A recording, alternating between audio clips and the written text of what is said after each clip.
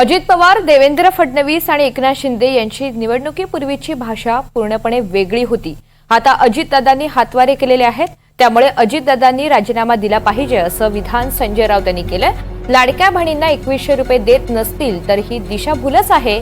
त्यामुळे जनतेनं मागण्याआधीच अजित पवार यांनी नैतिकतेच्या आधारावर राजीनामा द्यायला हवा असंही राऊतांनी म्हटलंय.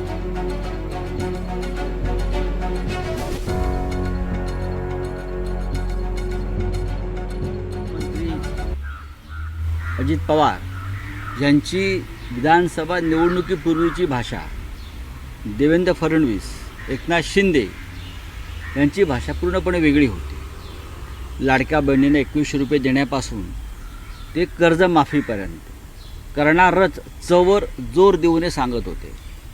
आता अजित पवारांनी हात वर केलेले आहेत. खरं म्हणजे अजित पवारांनी राजीनामा द्यायला पाहिजे. जर ते कर्जमाफी करू शकत नसतील आणि लाडक्या बहिणींना 2100 रुपये देणार नसतील तर महाराष्ट्राच्या जनतेचा वचनभंग केल्याबद्दल त्यांचा राजीनामा जनतेने मागण्यापेक्षा त्यांनी स्वतःहून नैतिकतेच्या मुद्द्यावर राजीनामा दिला पाहिजे.